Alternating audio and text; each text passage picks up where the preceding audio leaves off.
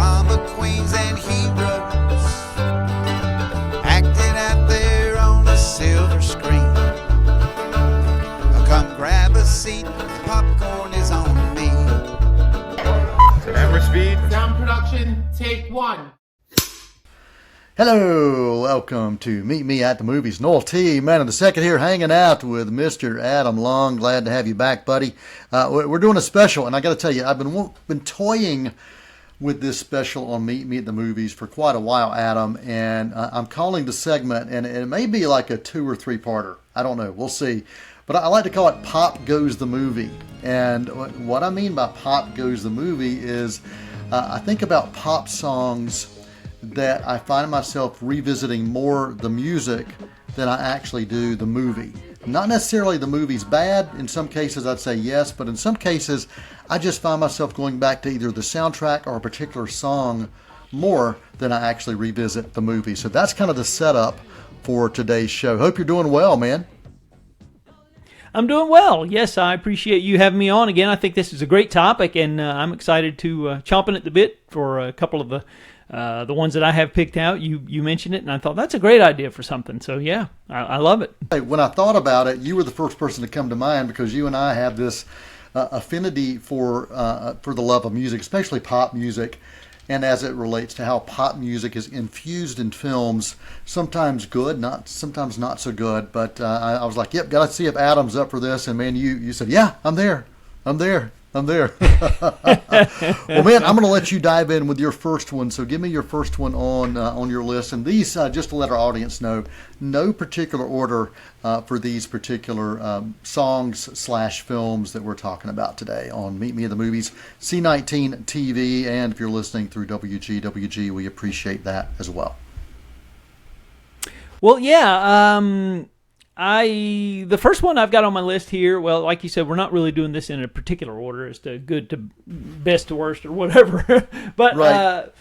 All of mine are 80s centric. That's the one thing. I think I'm looking at my list here. All of these are from the 80s. And I think music in movies was at a different place. You know, there was a real impetus to sell the soundtrack album, so to speak. And that's evidenced by a lot of what you're going to get from my list. And the first one here is Thief of Hearts, which was a film made in 1984. It was the next film on the roster for Jerry Bruckheimer and Don Simpson after their hugely successful Flashdance, and we'll talk about that later on.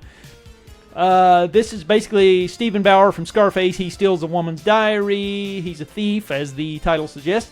Steals a diary, and he starts reading about her innermost fantasies, and so he makes it his quest in life to go and find her and satisfy those fantasies. And so it's a really unique premise, written by Douglas Day Stewart, who also wrote Officer and a Gentleman. The movie's doesn't quite do the justice to the premise that you want, but the music is terrific. It's Harold Faltermeyer, who did Axel F for, well, the Beverly Hills Cop score, and Fletch, I should say, but Axel F is the one that we all know from.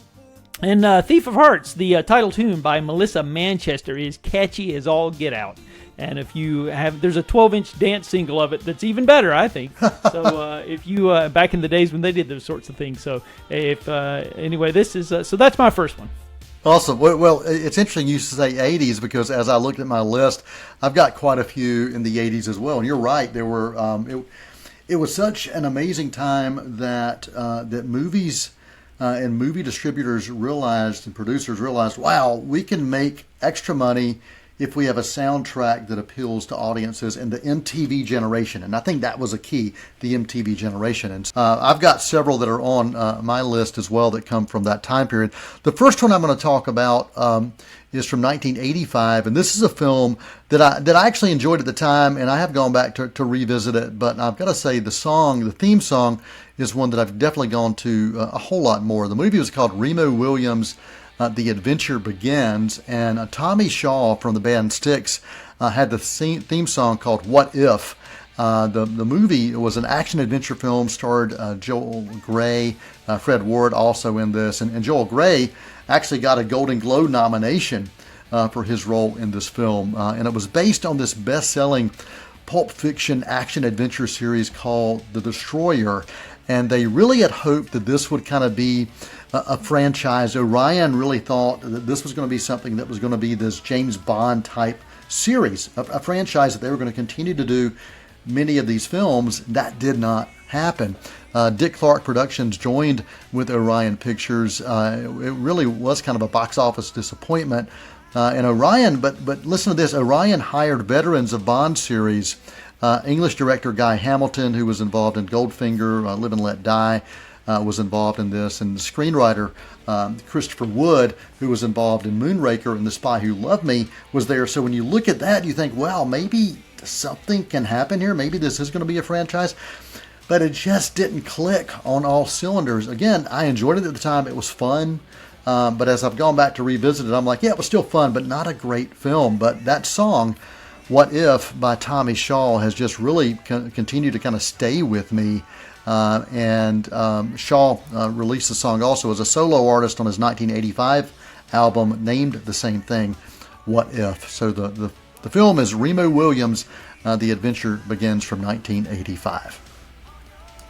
Yeah, it's an interesting choice. I remember when Remo Williams came out, I remember all the high hopes everybody had pinned on that becoming a new franchise, and it's interesting that the adventure began, but it never continued. So yeah, it began and ended at the same time.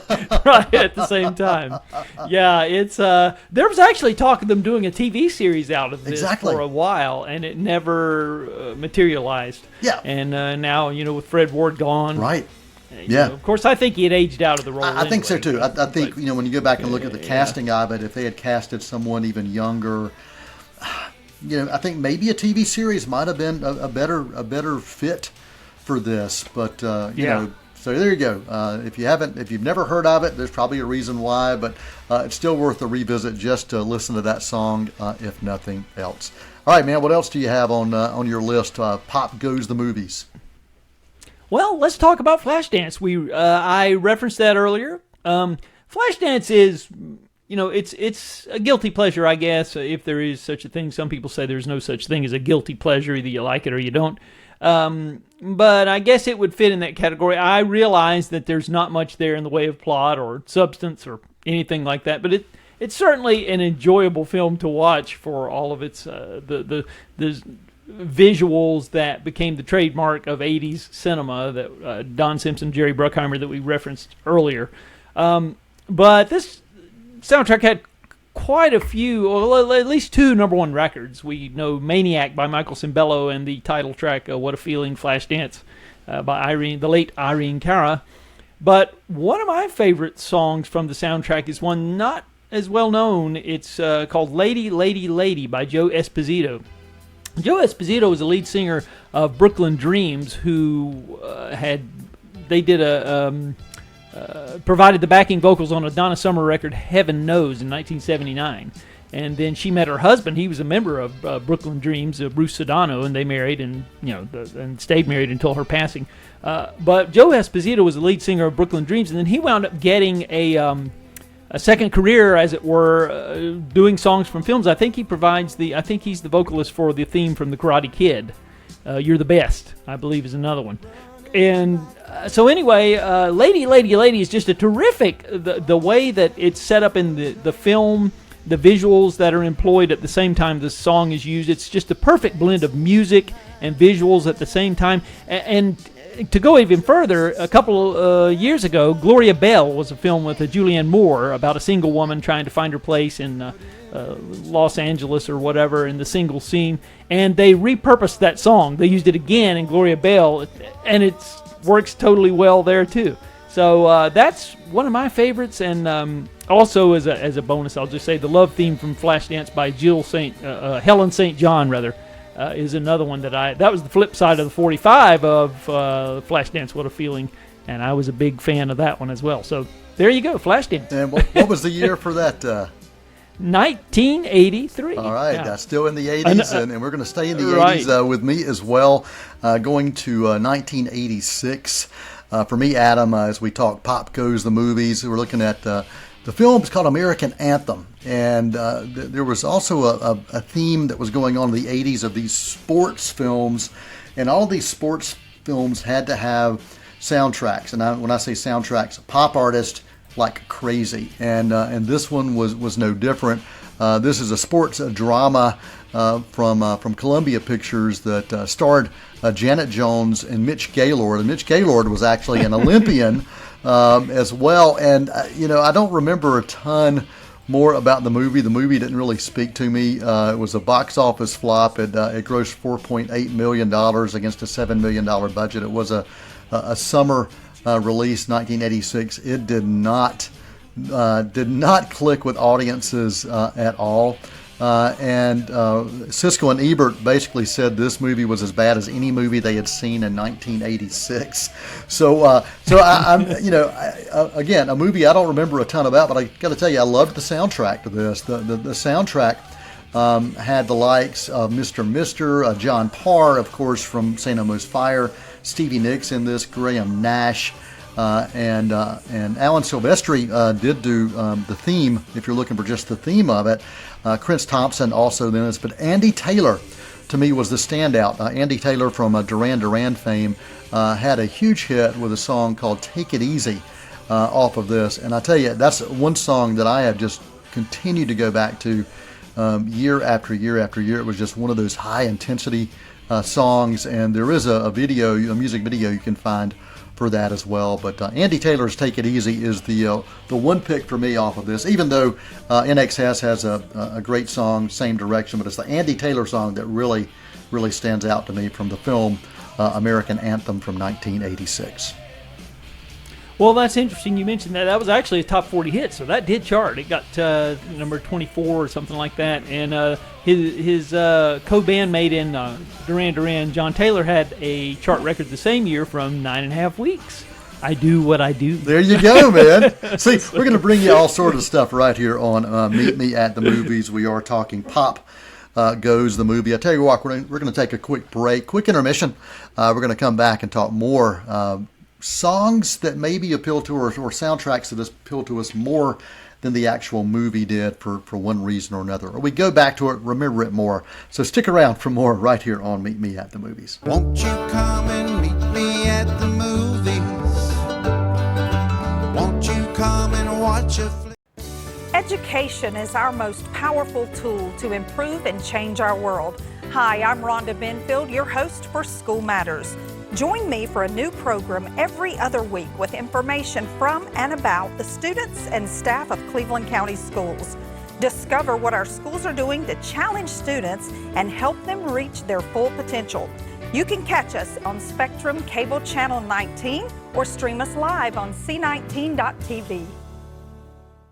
Hey, I'm David Allen, back as Armchair Quarterback host for 2023. I'm Guy Suttle from C19 TV Sports. And I'm Rob Roop from KTCBroadcasting.com. What's in store on the gridiron for 2023? Each week we look at all 4 Cleveland County High School football teams, Burns, Crest, Kings Mountain, and Shelby. We will look at what happened the week before and look ahead at what's coming up this week. And we'll also discuss ACC, SEC, and Gardner-Webb college football. And of course, the NFL and those Carolina Panthers. So don't miss another great season of football right here on Armchair Quarterback on C19 TV and online at c19.tv. Hi, I'm Nikki Bliss Carroll, your host for Cleveland Connections, the show that explores what's happening at Cleveland Community College. Join us as we sit down with members of faculty and staff to discuss programs of study, upcoming events, and other exciting campus news. We'll have a new show for you each month on C19 TV, or you can stream us online at c19.tv. Tune in and connect with Cleveland Community College on Cleveland Connections.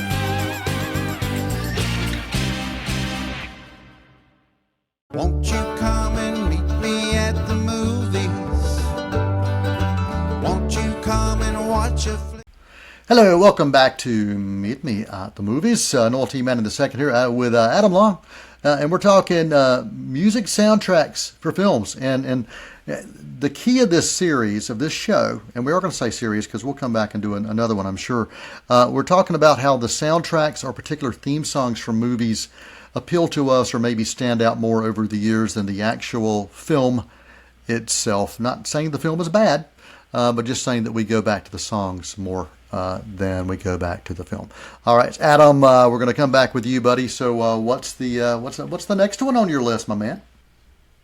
Well, I must admit that some of the films on my list are truly bad. Some of them, in fact, maybe even ghastly. But the music's great, in my opinion, and that's so. I'll admit it. I'll own it. So we were talking about 1983, the year of Flashdance. Another film from that same year would be Staying Alive, the long-awaited sequel, 6 years in the making to Saturday Night Fever. And boy, what a misstep that was. It was basically Sylvester Stallone directing. Of course, it's basically the same template as the Rocky films translated to the milieu of Saturday Night Fever.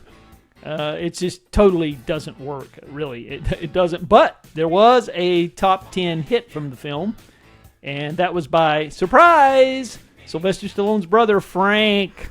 Yes, Frank. And so it was Far From Over was that one. But the one I was actually going to talk about from that soundtrack was The Woman in You by the Bee Gees, because they did return to contribute some songs to the soundtrack. And that, to me, is a truly good song. It's right up there with the best of the Bee Gees.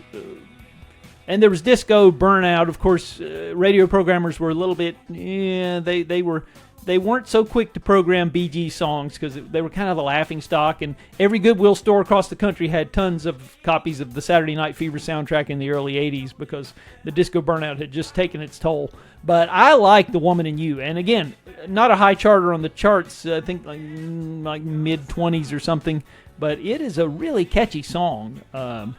And so I just wanted to mention that from the 1983 ill-fated sequel, Staying Alive. Although Staying Alive did well financially for Paramount, it wasn't the bomb that some people like to think it was. But anyway. Yeah, and it really is sad that the Bee Gees and a few other artists during that time just got kind of shoveled, literally shoveled aside, not just shoved aside, but shoveled aside because they were so immersed in that disco era. But yeah, some of the Bee Gees stuff, I mean, some of their last songs that they released as singles were just amazing. And I'm with you. I think that there were some artists that were kind of looked over and never were able to regain their footing. But yeah, the Bee Gees, solid band.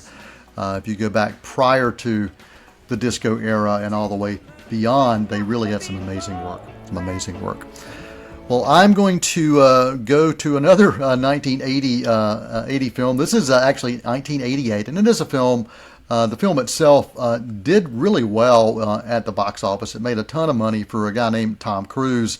The film is Cocktail, and had some great cast in it. I mean, Tom Cruise, Brian Brown, Elizabeth Shue in this film.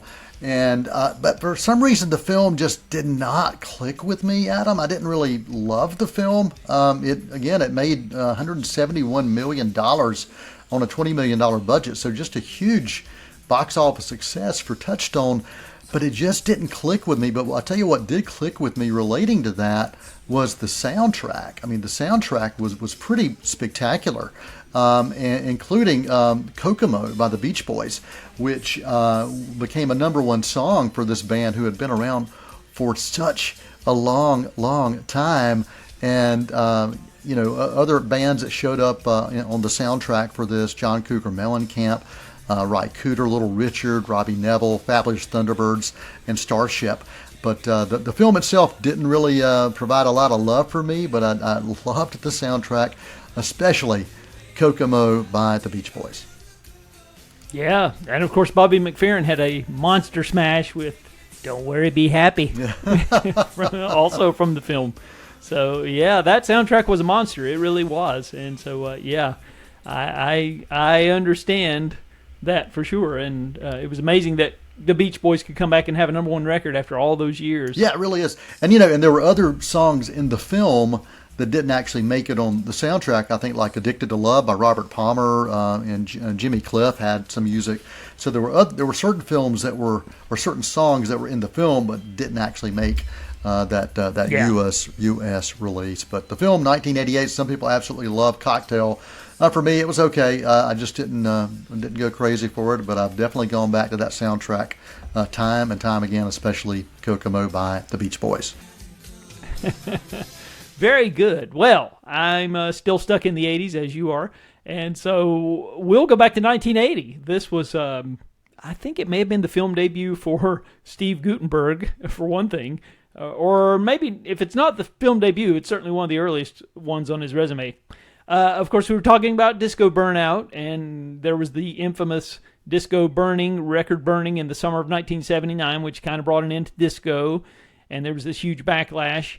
Well, Alan Carr, the producer of Grease, decided that he was going to make a film starring the Village People, who were the hot act in early 1979. Well, by the end of 1979, they were pretty much done.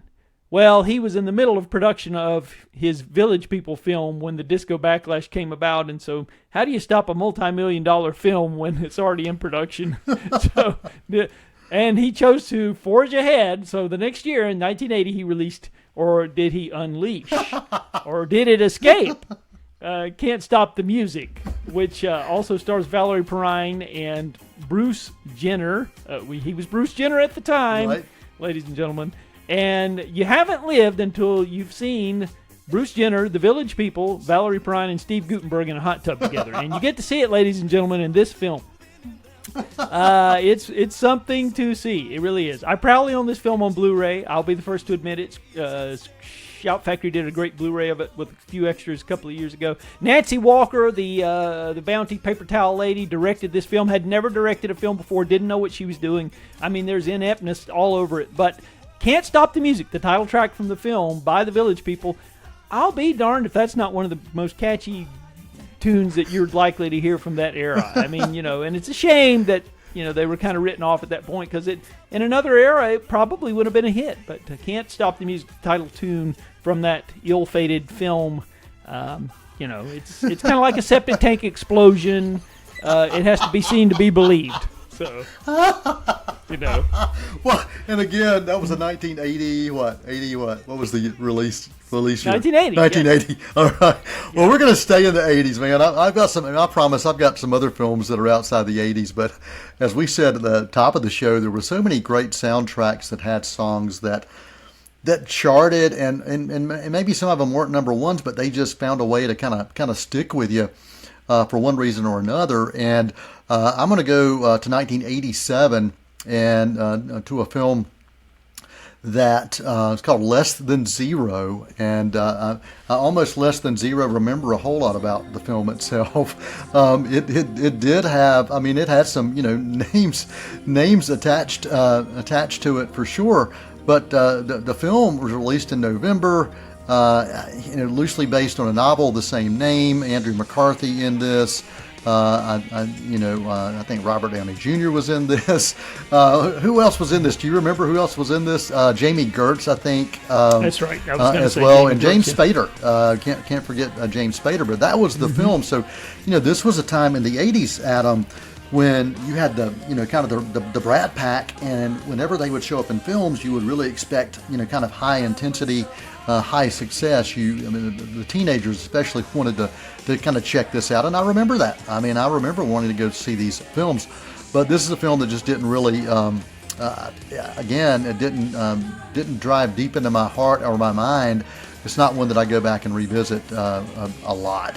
Was released by 20th Century Fox, $8 million budget, $12 million at the box office, so not what they had hoped for in this, but the soundtrack had an amazing cover, and I love artists who can make cover tunes kind of their own and find a way to do something that makes it feel unique and something that's completely theirs. And the song that stood out to me was Hazy Shade of Winter by the Bangles, just a beautiful cover of a Simon and Garfunkel song. And it brought it into a different light for me, and I still go back and listen to that song, Hazy Shade of Winter, and man, just absolutely loved that version of it. The original version from Simon and Garfunkel, solid as well, from 1966, but that particular remake was incredible. The album itself, produced by Rick Rubin, most of it produced by Rick Rubin, so solid production throughout. That album also included Paul Simon. Actually was on there as well in some backing vocals, but Paul Stanley, Gene Simmons got some writing credit because Poison did a remake of Rock and Roll All Night, and you got Roy Orbison. I mean, it's pretty amazing soundtrack. You got some Aerosmith tunes on there as well, Joan Jett and the Blackhearts, but Hazy Shade of Winter is the one that really stands out to me when I think back on this particular film. Well, yeah, two things I'll mention real quickly about that soundtrack. I'm a huge fan of that Roy Orbison song that you mentioned. It's Life Fades Away. It was sadly prophetic in a way because he died just a little over a year after that film was released. And it's about a dying man and his, how he wants to be remembered. And it's a really powerful song. I think Jeff Lynne may have produced that. I'm not sure. That's when they were collaborating. But that is a terrific late career entry by Roy Orbison that more people should pay attention to. And you mentioned Paul Simon. We have him to thank for this whole thing about music in movies because he started it. Well, he didn't start it, but Mike Nichols started it with the soundtrack from The Graduate. That was the first film that I'm aware of where you had a soundtrack tied in with the film, if you don't count the Elvis films, that is.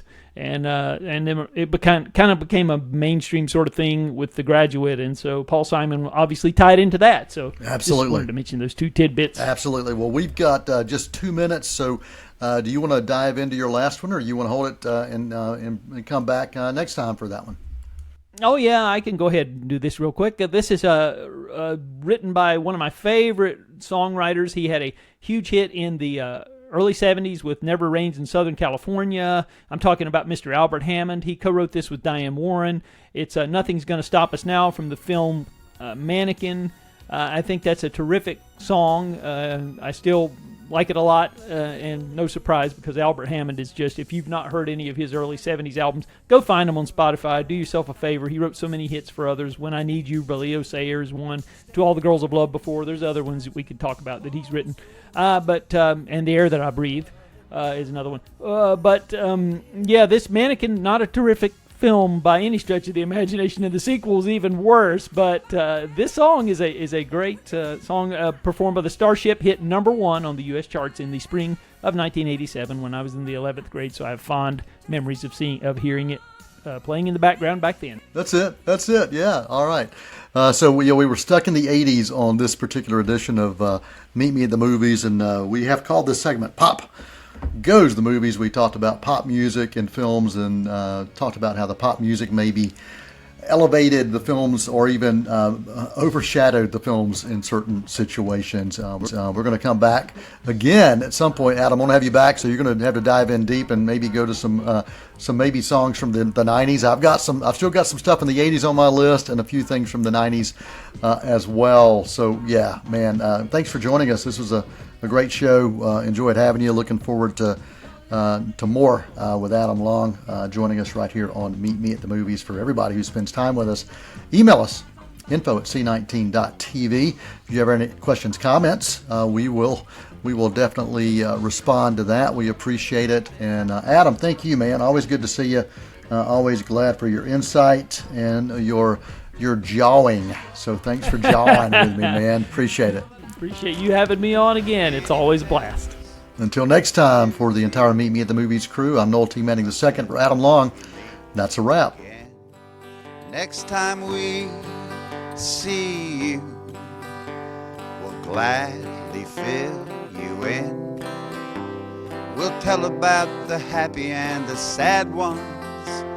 We'll talk about the good ones and the bad ones. Many films to view till we meet again.